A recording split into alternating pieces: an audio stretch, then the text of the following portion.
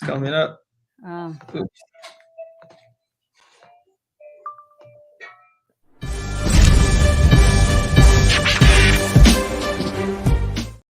Hey, welcome everybody. Welcome to Airbnb James. Like every single Tuesday, we go live, guys. This is the Airbnb James show that helps you make the most out of your Airbnb hosting experience. And we show you how to make money with Airbnbs today. And today, I'm here with my co host, Marta Miner. I'm going to let her introduce herself. Hello, hello. I love the baby music in the background. It's putting me in a good mood.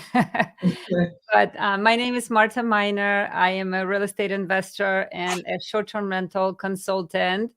And I just love anything short-term rental. I've been traveling since I was a baby using like a short-term rental platforms. It didn't used to be called Airbnb, actually. It was just Mm, renting a room from somebody, right? But mm, I've always loved it. And eventually I got a degree in hospitality and hotel management. So I was able to jump into Airbnb space and be a host. And I love hospitality aspect of it. So that's just a little bit about me. there you go. Yeah, guys, and I am your host, Mamadou Diallo, guys, full-time real estate investor. I do it all. I don't just specialize in Airbnb, but I love them just because of the cash flow, the hospitality side of things. But I do it all, rentals, which Airbnb kind of moved me away. Airbnb stole my heart when it comes to, I'm moving away from rentals just because of the cash flow is a no-brainer. We do fix and flips, guys. We do a lot of creative finance deals. We do wholesaling, so we do it all. But again, every single Tuesday, guys, we go live at 3 p.m. EST. So please make sure you like, subscribe, and hit the notification bell so you don't miss out when we go live. And today, specifically, what we're going to talk about, guys, is the ultimate guide to making money with short-term rentals in general, not just Airbnb, guys, because we keep reminding you guys that Airbnb is just a platform. It's not the business, it's just a platform. You're in the hospitality business. There is multiple different platforms you can uh, monetize from when it comes to the hospitality business and short-term rentals in general. And today specifically, we're going to actually no, we're going to talk about we're going to pick different type of avatars, right? The person that have absolutely no property, maybe don't have a lot of funds available. Like, how do you even get your first property? That's number one. And then the other avatar is the person that actually do have the funds.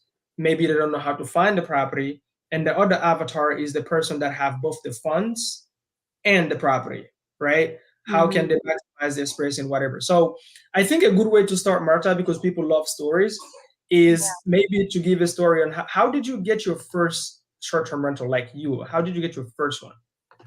Yeah, so there's just so many different ways you can invest in short-term rentals. For everybody's story is different, right? Your financial ability is different. For me, I had a condo and I was using it only part-time. And I was like, it's just sitting here empty and I don't live in town full-time. So let's just turn it into Airbnb. So that was my very first time getting my hands dirty with Airbnb. I didn't know what I was doing. I was just following people that are doing it online. I kind of saw how they furnish their rentals, like how they're doing their description. And then I just created my own. I didn't even have a team in town to be able to help me and take care of my Airbnb.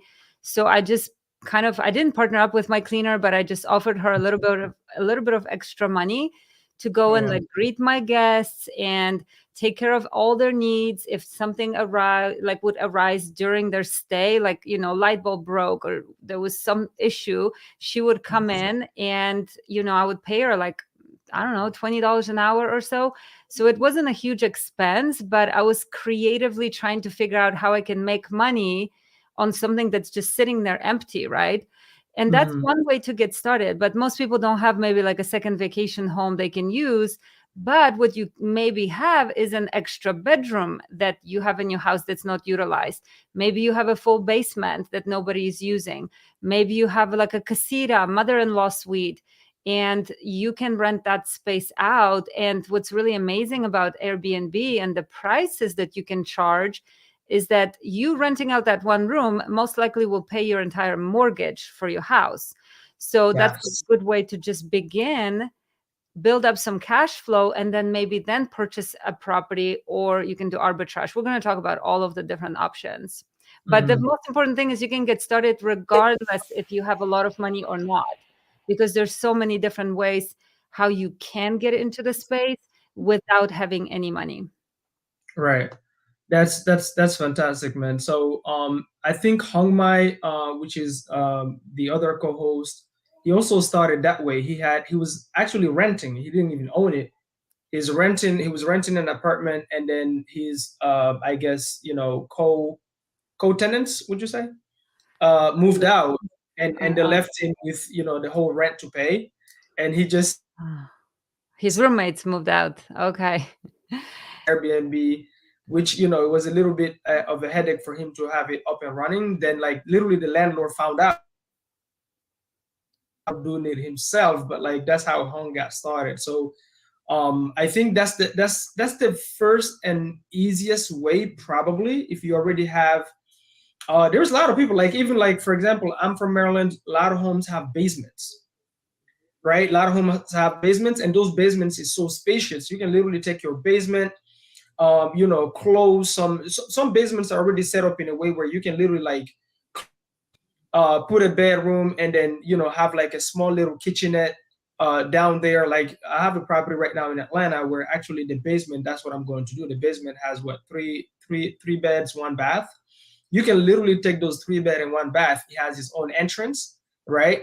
You block the door that leads upstairs because it's a whole separate space, right? Yeah. And you just turn that into Airbnb. So I know also people that do it that way, and literally their basement is paying Yeah. off their mortgage on their single family. Literally, that's 100%. that's another way. Yeah, that's what I'm saying, that you don't have to have all the funds. Like, there's different ways to get in.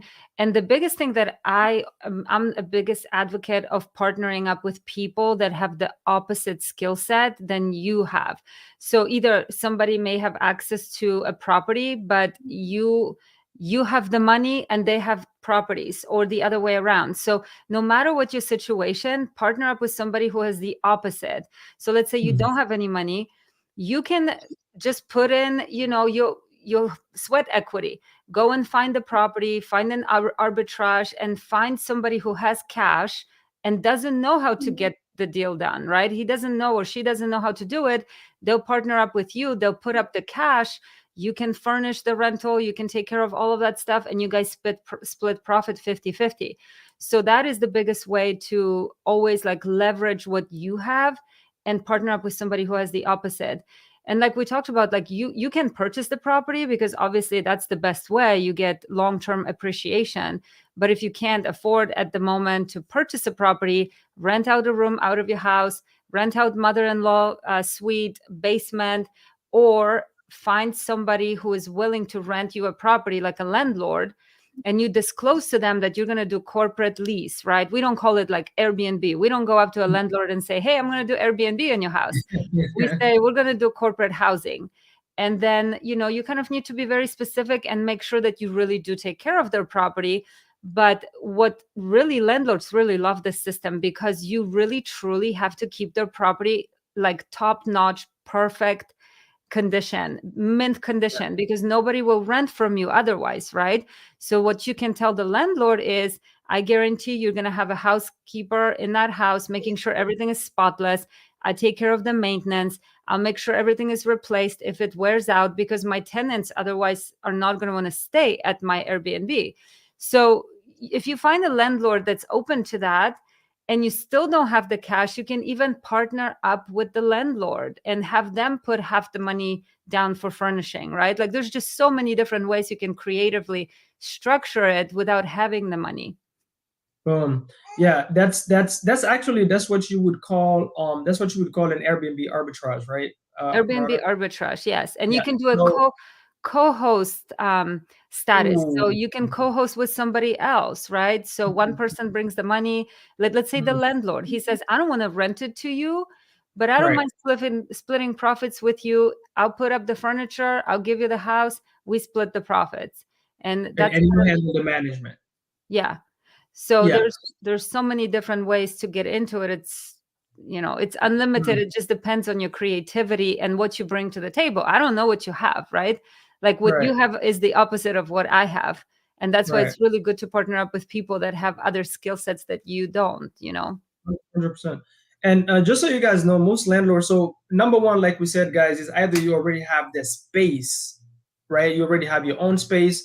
Maybe you have a single family and the basement is not utilized. You can literally turn the basement into Airbnb. Maybe you have an apartment, 2 bedroom, 2 bath, whatever. So there's one room that is not occupied. That's another way to do it if you own it.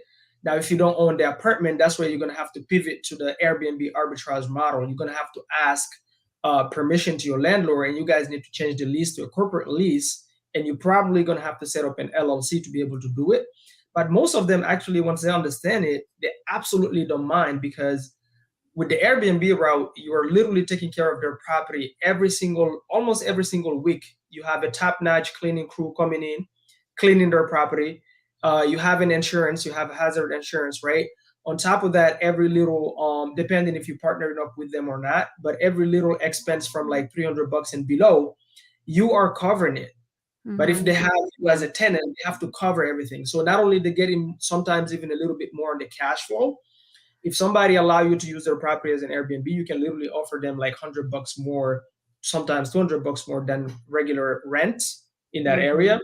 Or like Marta said, there's people that will partner up with you, meaning they don't mind spending the money, furnish it, design it themselves. They already own the house, and all you're doing is the management, and you guys split profits, which is 100% return on your investment, actually, because all you put it in is the sweat equity. Yeah. But you always have to bring something to the table. So one way is either you have the space, right? Extra room, extra garage. There's different people that convert garages. I think they call it, is it ADUs, Marta? I don't know what it's called. In California, I think it's popular because over there, every square inch of space is like gold, right? So if you have a tiny little garage, you can turn it into a functioning bedroom, right? Like that's not going to ever probably fly in Missouri because nobody wants to rent a garage. But depending on your location, you can make anything work. Yeah, California is big for that. California, they talk about ADUs a lot. It's literally people take the garage and they convert it into a really, really beautiful, cute little bedroom. So is that number one is I have a space, not utilized. I use that space to turn it into Airbnb. The way you get the funds, guys, multiple different ways. I know people, like I know a lady really smart. She just leveraged her credit card. She have like this like 12-month 0% credit card. That's what she leveraged to furnish her Airbnb before she got started, right? So she already owned the property. She had a space. It's either that, or you're gonna have to, borrow the money from your aunt, mom, or whatever. That's called private money, right? If not, then you're gonna have to partner up with somebody that actually have the money for the furnishing and design if you already have the space. If you don't, you look for the space. Either you bring the skills, which is the hands-on management, and then that person spends the money, or the other way around, you spend the money and they do but you have to bring something to the table. So Yeah. those are the number one two ways. Another third way that you can think of, Marta, because let's say somebody you don't have none of this, right? I'll tell you a story how I got my first Airbnb, which I didn't do much, right? But again, you have to do something. So Mr. Carter, who's part of Sub 2, he went and found a property. So he negotiated the deal, got it almost close to the finish line. I just had to come in, answer some questions or give some advice on like the structure of the creative finance deal. This is a subject to deal, right? We took over the seller's mortgage. And so he went and just negotiated, and they didn't have to bring a penny to the table. He don't have Airbnb experience, nor did he have the money, but he brought a deal to the table. That's all he had to do. So he went off market, negotiated with the seller, brought the property. What I did is, because I knew how to go get the funds, I went and raised the funds that we needed to do the design, furnishing, and repairs and everything, right? That's one way you can do it. It's like, hey, I don't have a space right now. I don't have the money. Well, then you need to go find. You gotta at least have the skills to find a deal so that somebody else can bring everything else, right? I think that's also one way to get it. Any other way you can think of, Marta?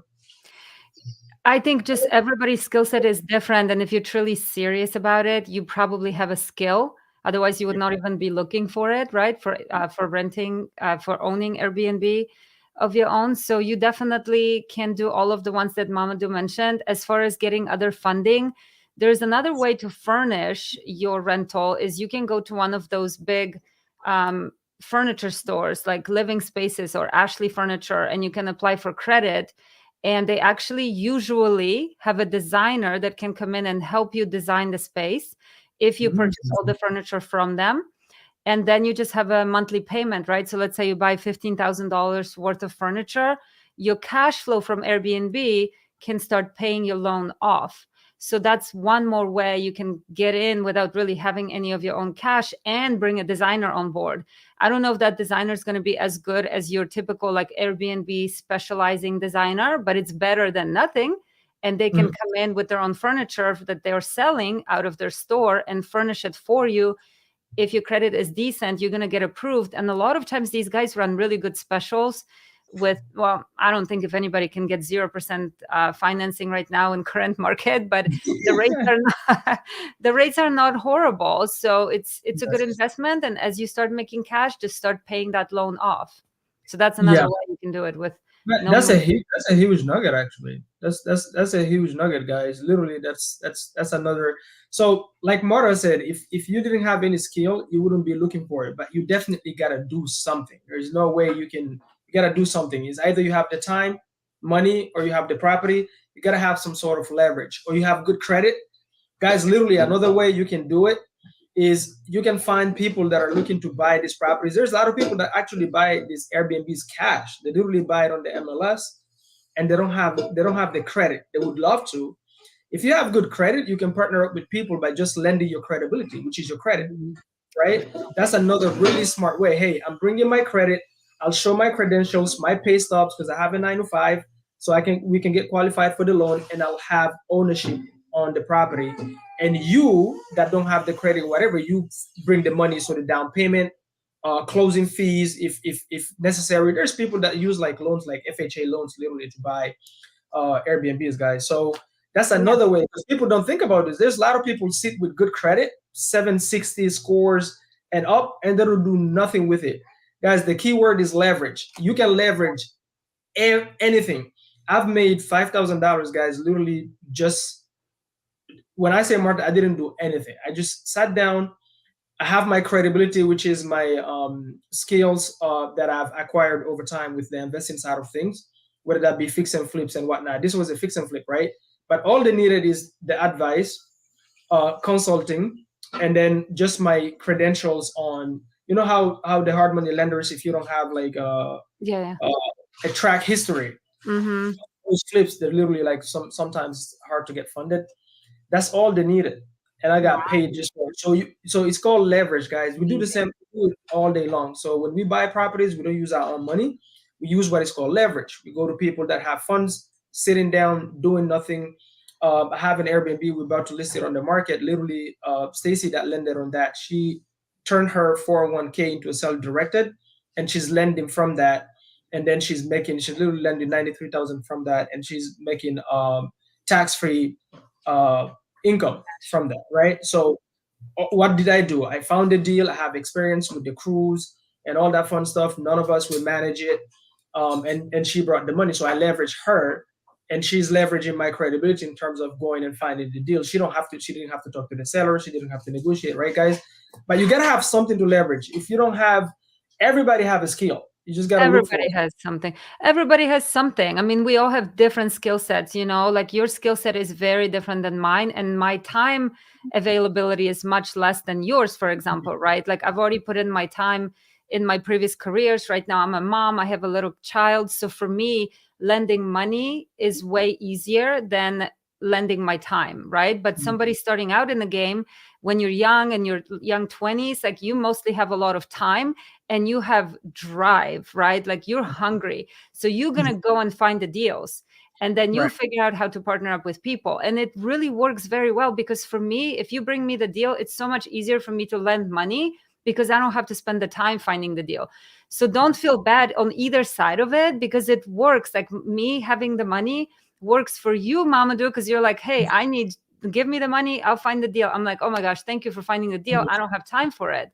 So it really works very well when you have people with opposite skill set, and you can always just kind of, make the first deal work however you can make it work. And then as you learn more about it, you don't always have to bring people to the table, even though I prefer partnerships. I really like doing partnerships because it's more fun. I don't like doing it myself. Yeah. But you get in however you can get in, because your first experience, your first Airbnb is going to give you so much knowledge and experience and education, and you're going to make so many mistakes and learn from them. Then your second go round will be different. Maybe you won't need a partner. Maybe you will have money coming in from your cash flow from Airbnb that you can invest into the second Airbnb. But at the beginning, just partner up, because you can do so much more, so much faster if you have partners in this game. Yeah. I'll tell you, Mark, that's one thing we have in common. It's I love partnering up. It makes your life so much easier. Even for me, okay, I can go get the deals, but somebody bringing the money. This is why a lot of people that even bring the money, they're not even like my private lenders or anything. I literally just give them equity. I really, especially if I like the person, I love partnering up with people, make money with them. It's just fun. Like you said, it's just, otherwise, like, it can get boring, guys. It's Like boring. if you're getting the property, managing it yourself, and then you go and figuring out the funds, and then guys, at the end of the day, you can only own one property. This is where in wholesaling and real estate investing in general, this is where tired landlords come from. Yeah, exactly. They try to do everything themselves. They don't want to partner up with anybody on anything. They don't want to hire anybody. If the toilet breaks, they go fix it themselves because they're trying to save $100. And by the time they don't know it, they only own four properties. It's been almost 60 years, and they only own four properties, and they're sick and tired. They no longer have any hair in the middle of the head. I'm telling you, like, that's where every time you talk to a tired landlord, if you're somebody who negotiate with sellers, just pay attention to how just ask them like their lease. They literally send you like a yellow sheet. That's where they write everything, right? That's where tired lenders come from. So partnering up, I love partnering up on my deals any day, anytime. As long as I love you, we click, we vibe, and you're somebody I can talk to more than an hour, I can partner up with you. But if I can't stand you, there is no way, right? I don't care how much money you have. So so that's another huge one, guys. I cannot think of anything else, because it's either that. It's either, first we said, either you have the space. Oh no, I know another one, Marta. So I got a call from somebody who owns, I think he owns about 9 properties, right? He's in the PA market. Okay. Owns about 9 properties, and this is somebody I've dealt with in the past. And he's like, hey, I don't know nothing about this Airbnb stuff, but I know some of my rentals could work as Airbnb, but I don't know nothing about it. And I would love when some of my tenants, like maybe 2, move out, I convert these properties into Airbnbs. Can you help? He has the money, already own the properties, have experience with real estate, at least, not Airbnb, but with real estate, and knows how, what he said is, can you guys just go ahead and like show me, like, furnish it, design it, furnish it, show me if the numbers work, blah blah blah, and just manage it, and I'll pay for everything. That's another avatar, right? That's amazing. That's like ideal, I would say. He already has the properties. He just wants to partner up. Hello, Mr. Hong Mei. Hey, sorry about that, guys. My call took a little bit longer than I thought. I'm so sorry. Oh, it's No, no worries. Go on, Mara. No, I think that's probably the preferred way to do it. We already have established property. The guy wants to do business with you. You don't have to go and look for him. He came to you. You have the Airbnb knowledge. And even if you don't, honestly, like you guys, you can learn. You can listen to podcasts like the one we're doing, pick up golden nuggets, check out your competition, see what they're doing. And eventually you figure it out. Well, I would just say a couple things that are very important as we're talking about this subject of setting up your new Airbnb is, first of all, we are referring to short-term rental as Airbnb, which it's not really Airbnb. You need to really diversify and not only list it on Airbnb platform. You should be renting it on VRBO, and other platforms, depending on what you're trying to do. But I do want to mention something, because Airbnb has a new rule that I want to touch on. And the reason I'm saying diversify is that if you only stick with the market leader can change the rules on you any given day, any second they want, and then you're out of business. So you want to build up your customer base on other websites, or even create your own websites where you eventually have all your customers go into your platform to book with you. Okay, so that's one thing I wanted to mention. And then I have a question for you, Mamadou. Would you rather me spend the time to talk about the new Airbnb update, or would you rather talk about how to set up your Airbnb as when you're starting out, like how to build your listing? And No, let's talk about the rule. I'm curious. What is yes, so Airbnb just came up with something that people thought was a glitch, but I think they're doing it on purpose. So for luxury type of properties that would be over $1,000 per night, they are actually limiting the host of how much they can charge for those properties. They're kind of trying to figure out, like, if your property sleeps more than 10 to 12 people, you're allowed to have it listed for over 1,000. But if it sleeps less than 10, then it's not visible in the search. Like, they're actually blocking these properties. And I know a lot of people are complaining about it, like, hey, what happened to my property? It's not visible anymore. And then when you start playing around with number of people that it can sleep, that's when it becomes visible again. So for anybody that owns a luxury market, I mean, that's not great for you right now. Like, what are you going to do? Yeah, like if you want to charge over $1,000 per night, they'll block you. Look up and see like what you can find. And I don't know if it's in every single market, but I've heard about Texas especially, because they're trying to, I mean, I don't know what the reasoning for this is. I don't know why Airbnb does certain things. I feel like they're really starting to get to the point that the hosts are trying to switch platforms, because it's starting to get more and more difficult to have your listing just be visible and available. So they're trying to push properties that are less expensive, because maybe they think customers being taken advantage of. I'm not sure what the reasoning is, but I will tell you that I'm that customer that doesn't have 10 people traveling. It's usually like the 4 of us. And my properties that I rent are usually over $1,000 per night. So it's inconvenient for me, for the guests, because I'm looking for luxury properties and now I can't find them. And for the owner of the property, now you don't have visibility unless you want to charge. Like, there's a way to do that. Like, you can just charge extra per guest, and like you have to really go to setting and figure out like how you can still maximize your listing price. But that's the rule that Airbnb just came up with. And what are you going to do about that? Like, they can change the rules any given day. So I would say switch to VRBO. They call it Verbo now.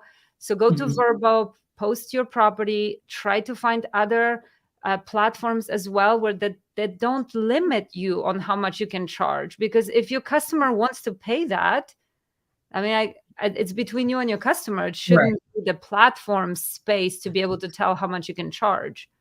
Right. So that's a crazy update. Yeah, that's not just Airbnb. I think it's all these big platforms: Facebook, Instagram, YouTube. Like, you don't want to put all your eggs in one basket, because all these big platforms is like they just wake up and they start limiting anything you can do. You cannot even introduce yourself with your proper name anymore. So it's just real. That's why people are creating all these alternative private, not private, but like these alternative communities, platforms, a little bit more liberal.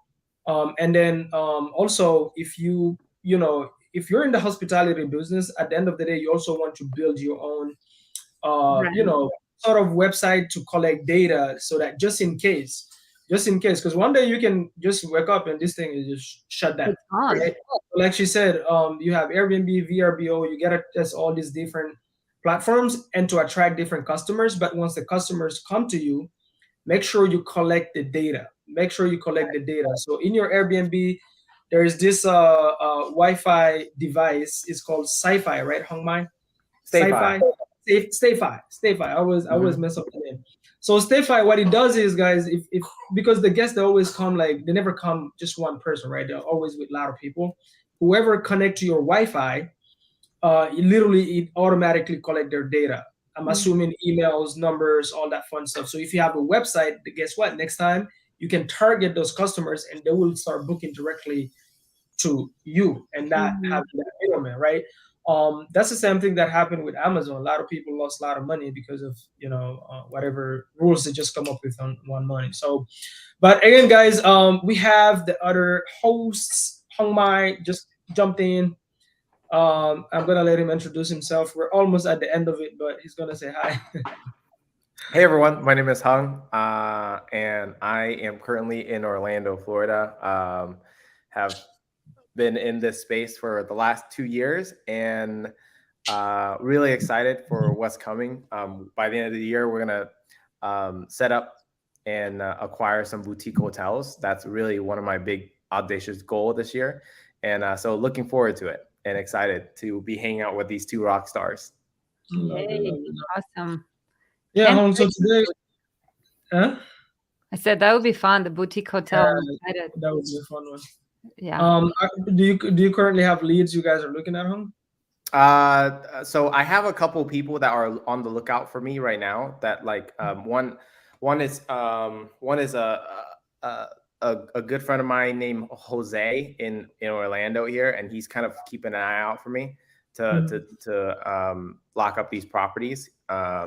And so he'll send it my way and stuff. We were looking at a property in Tampa. It was like a 52 unit, really nice, like I think B or low A grade property, and it was really nice. It would have been awesome to do it, but ended up like the owner changed his mind about like seller financing it.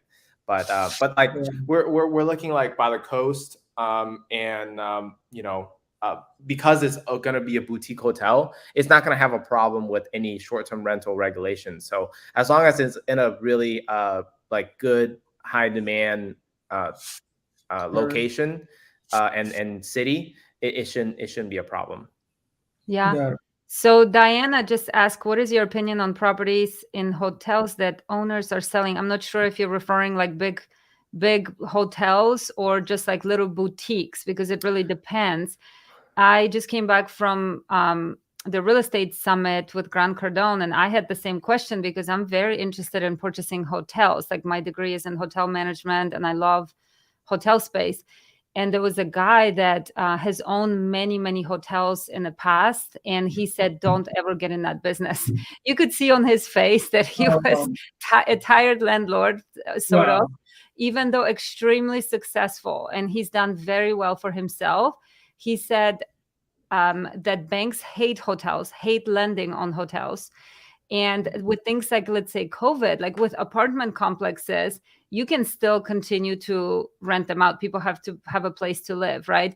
Even with Airbnb, you can still rent it out. But what happens during COVID? Like hotels really suffered. So banks are not wanting to lend on hotels. It's not as easy as like multifamily deals or boutique hotels. And he really discouraged me from doing that. He's just like, don't get in this space. It's a very like stressful space. He said also, plus the big hotels chains like Marriott and all of that, they do all these audits. He's just like, it's not worth it.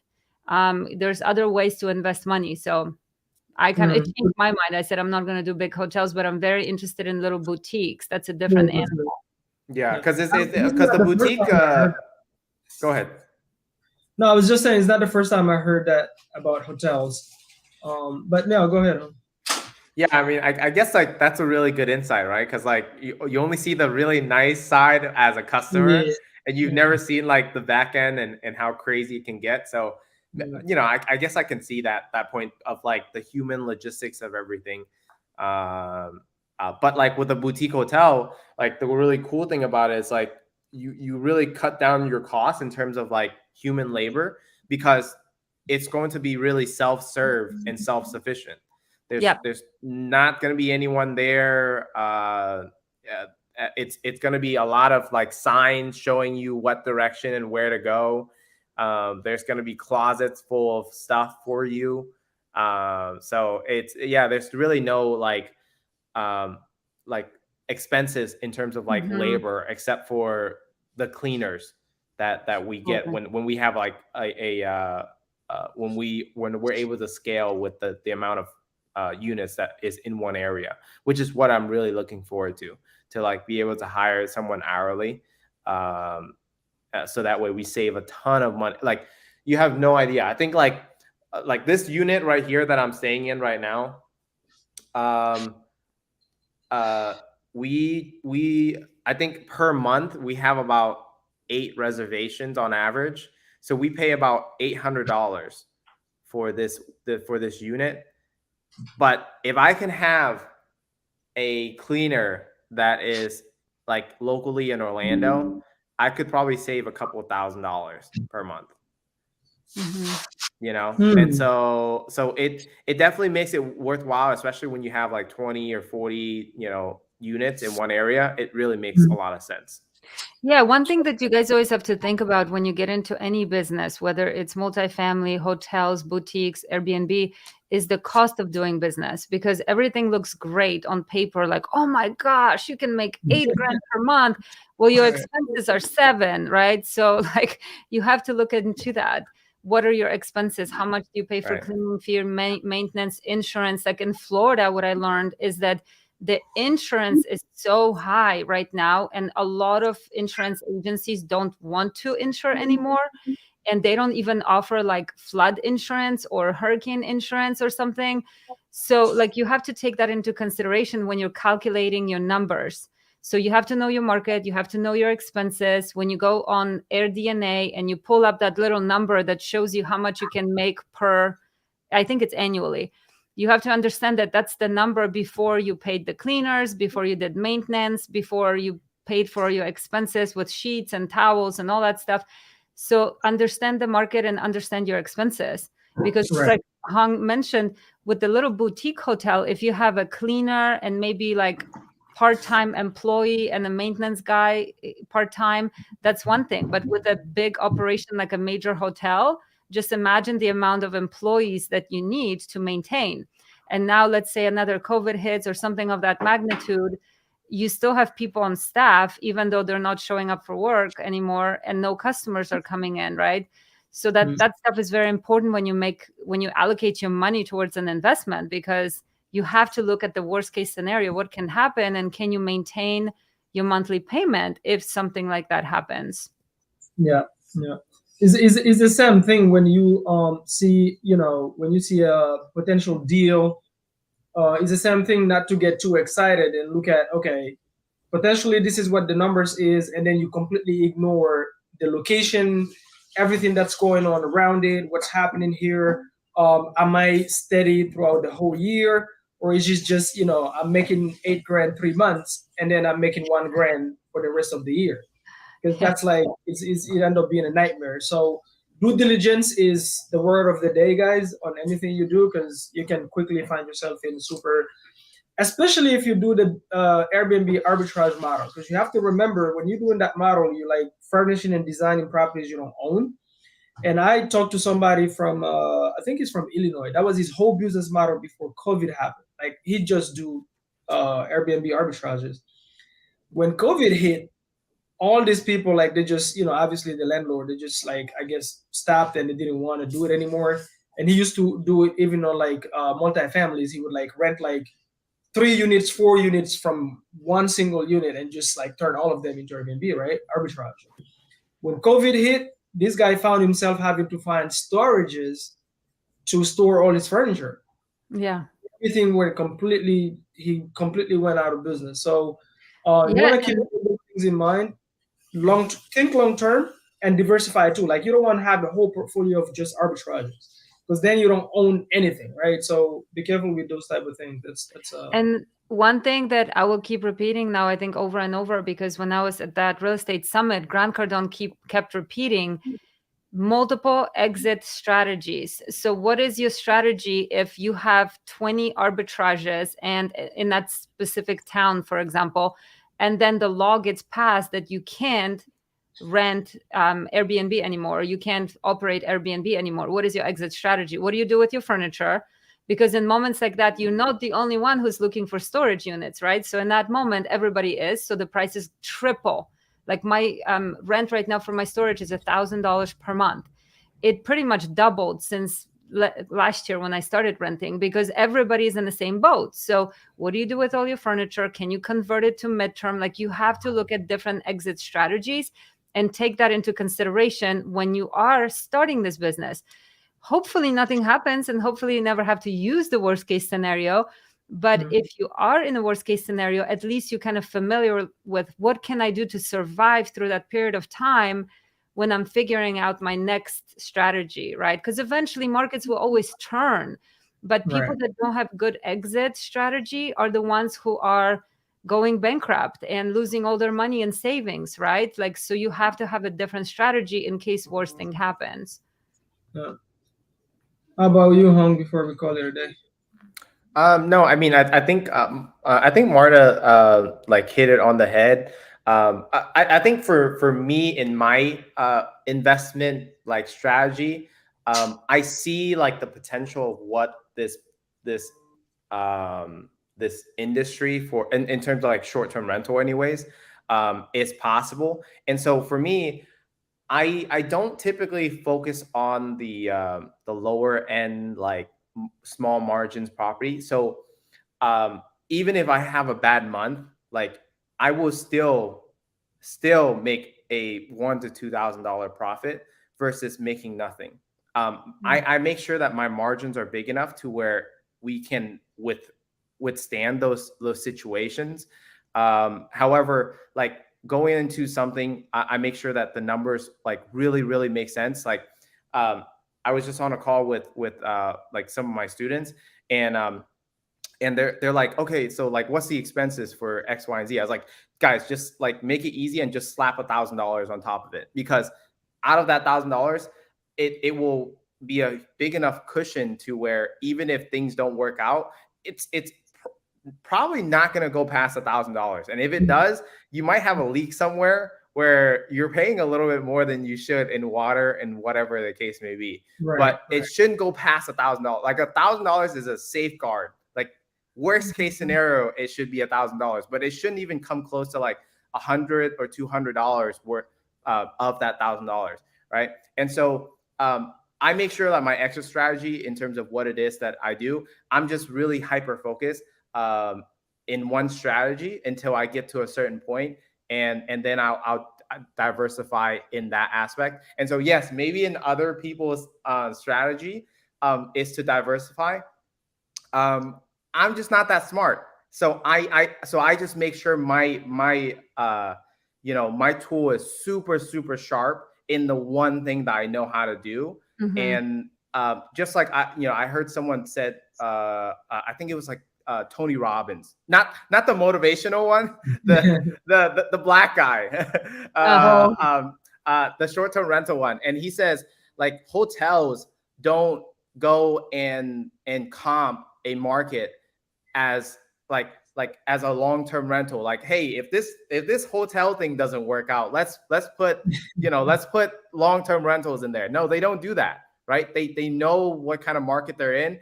And obviously, like, other than a pandemic crisis happens, it's something that we never saw coming, right? But since then, they've definitely made some changes to where like they're taking on short-term rentals as well into their portfolio, instead of just hotels as well.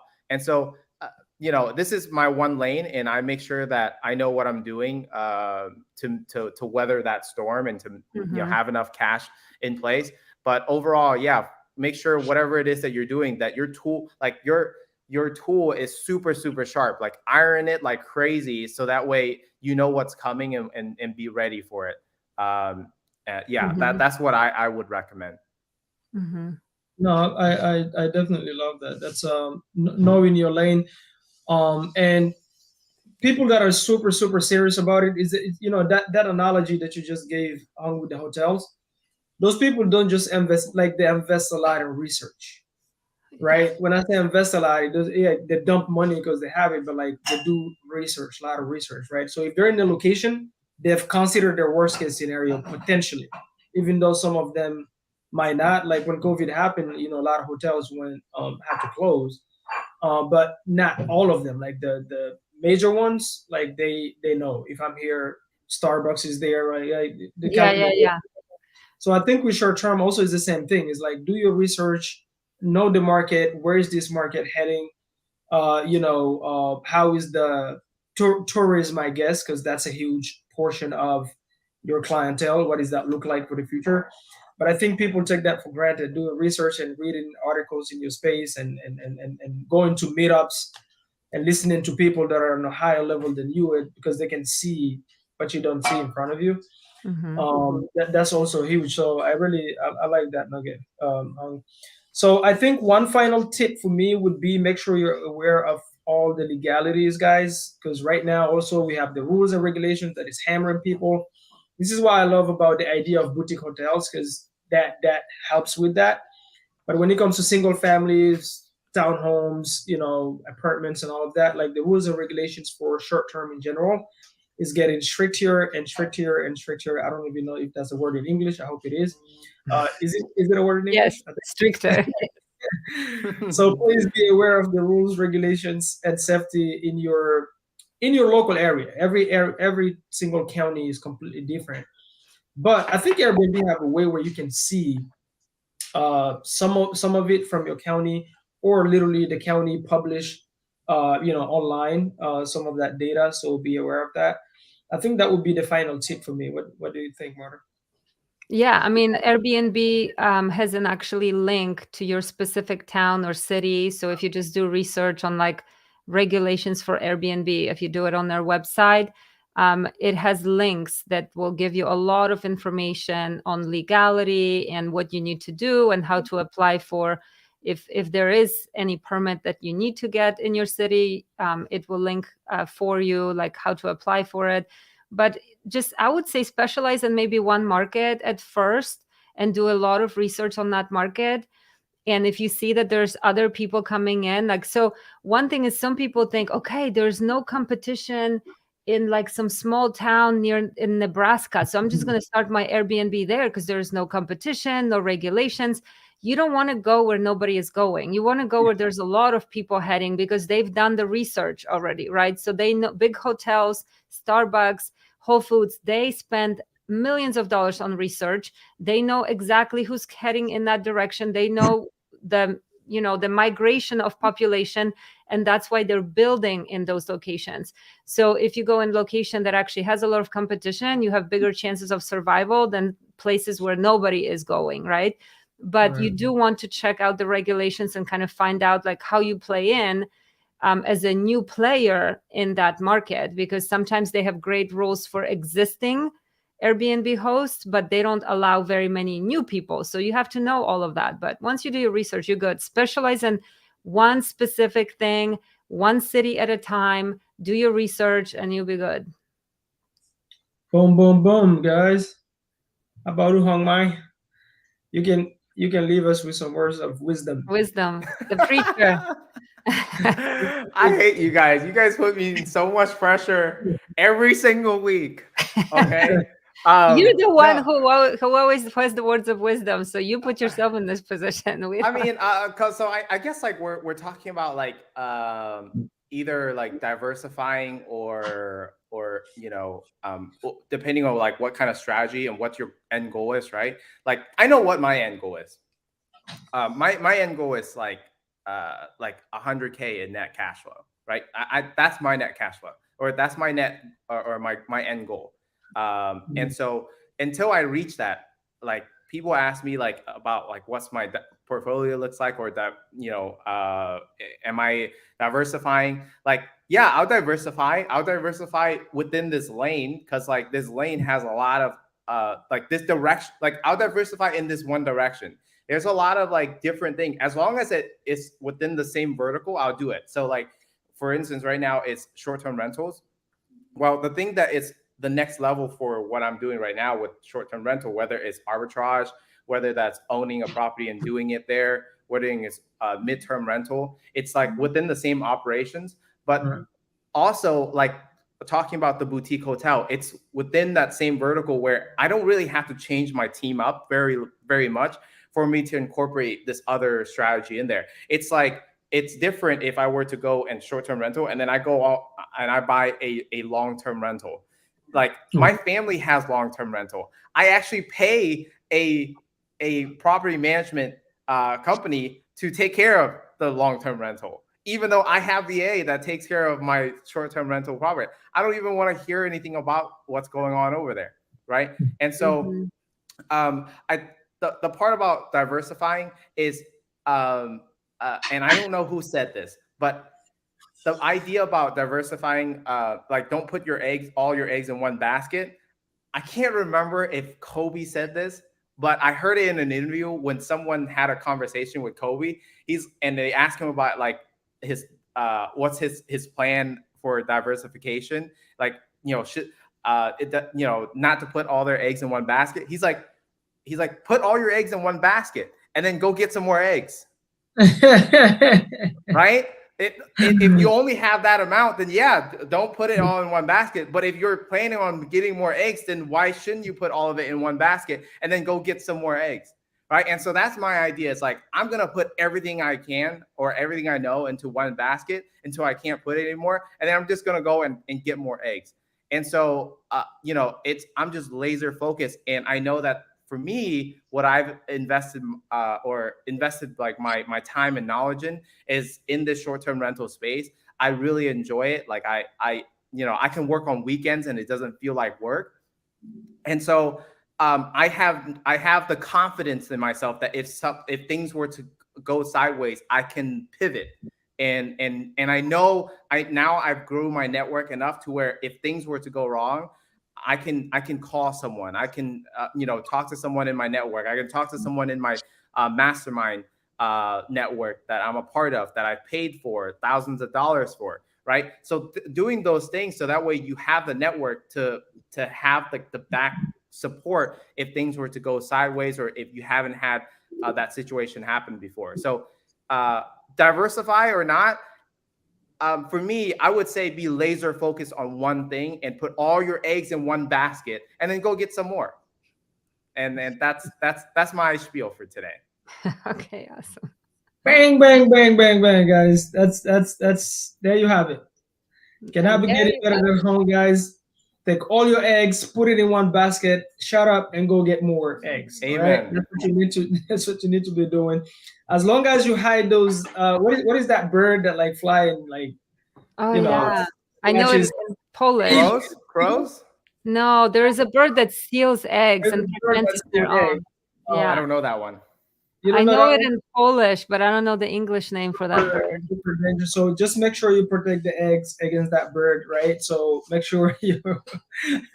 But he's absolutely right when it comes to what he just said, because for me, it's the same thing. It's like, okay, I'm not laser focused on the cash flow, not just short-term rental, but like if it works for midterm, like he said, if it's Airbnb, if it doesn't matter, as long as it's those high-end type of cash flow in assets, I'm all about cash flow. Actually, it's funny. Maybe you guys can see it. You guys see that? Yeah. Hey, I love it. Cash flow. Cash flow is king. Cash flow is king. So we're all about the cash flow. So as long, like he said, as long as everything aligns, so every single property is gonna require a different strategy. Like for example, we're finishing setting up the property in Illinois right now. Cannot work Airbnb, but guess what? Is a great midterm. So it's going to be a midterm rental. We're going to rent it to nurses surrounded by hospitals and all of that, 2-bed, 2-bath. So we're finishing that one up. So it all aligns in that, cash flow quadrant. I would like Mr. Kiyosaki would call it. So as long as you stick into your cash flow goals, it's like Hong Mai would not tomorrow wake up and go, how about I do a fix and flip today? Right? I think that's what he mean by that. Because as long as the goals align, you go in for the cash flow. Doesn't matter what the strategy is, because at the end of the day, the numbers, the location, the property, the type of rules and regulations, there's so many factors and variables that determines what exit strategy works and what type of cash flow strategy you can go after. But if you're all about cash flow, guys, you cannot go wrong with cash flow.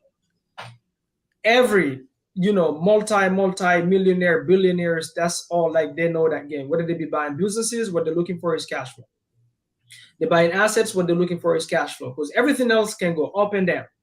Equity can go up, down, like we're seeing it right now with the interest rates. If you were bragging about your equity when the market, like everybody was so lucky, like properties went up like 100 grand. With this market is a different conversation. You can have equity all you want, but you can barely touch it. Why? Because of interest rates. So your equity really you cannot take it to groceries, but cash flow always flows, guys. So definitely, I do love that nugget. And I think that's it. That's it for our tip for today, guys. Any last words before we tell them? Murata, I think Hung is fine. Hung just preached. He preached. Yeah, no, I'll mention to you that I keep bringing Grant Cardone, but like it was the first time I was learning from a billionaire, sitting there in front of him, asking him questions directly, and he says he only lives off of his cash flow. He does not spend any money coming in, and he has a lot of money coming in. He says, Right. when I have $1, I take the dollar, put it in multifamily, and let it drip. He always says, I'm waiting for the drip. And he says, I only live off of my cash flow. Now, his cash flow is big enough that he can buy a plane off of that cash flow. Right. For Right. you and I, it's probably not just yet, but he lives within his means and only uses cash flow from his properties to maintain his lifestyle. And he said, if you set yourself up this way, then you continue to grow your like multi-generational wealth, right? Versus like any money you get, if you spend it instead of investing it, then you have fun for a little bit, but it dries out and you have to continuously make more and more money. So you have to produce more and more eggs, right? It's good to produce more eggs, but eventually if you rely on cash flow and continue to acquire properties that make you cash flow, eventually you don't have to really work. You can work if you want to, but these properties will continue to bring cash flow every month. So I agree with cash flow. Like I like to diversify because I'm curious and I'm like always into everything. I love everything. But I agree with you guys that I only invest in properties that have cash flow. Whether I do a lot of wraps too, because right now that's something that really, Yeah. is popular and makes a lot of cash flow. So I love wraps and midterm rentals and short-term rentals. And I invest in multifamily because it also has a cash flow and other benefits like depreciation. So everybody has different goals depending on where you are in life and what your financial situation is. But I will not purchase, like, for example, for Pace Morby, he doesn't necessarily need only cash flow. He's buying properties because he needs so much depreciation for tax benefits, right? So Right. if I'm worth like $100 million, cash flow may not be the most important thing for me. But Yes. for majority of people, cash flow is to get you to that multimillionaire status, right? So Right. yeah, cash flow is king for sure. Yeah, guys, is all about stages. Everything is all about stages. You got to know where you're at, and that's about it, guys. So thank you, guys. That's it on Airbnb for beginners, your ultimate guide for making money with short-term rentals, guys. Thank you for tuning in into Airbnb Gems every single Tuesday. We go live 3 p.m. EST. Make sure to like, subscribe, hit the notification bell, guys, so you don't miss when we go live. And if there is any specific topic you want to hear about for the next up and coming Tuesday, actually, guys, I think for the next Tuesday we're gonna find a guest that actually specializes in this space and bring that guest in so we can talk about their experiences too. Because I think at some point people will be tired of hearing our own voices. Let's give them some different sexy voices. So guys, look out for that. We'll announce it when we know choose from the guests. We have a lot of friends and network that do the same thing. So we'll bring some awesome guests here that have like scale businesses or in the journey of whatever. At least they're successful within the space, and they'll talk about their journey as well and inspire you guys. So until then, take action, stay bold, be bold, and stop the excuses. Go get it. Boom. And we're out, guys. All right. See you.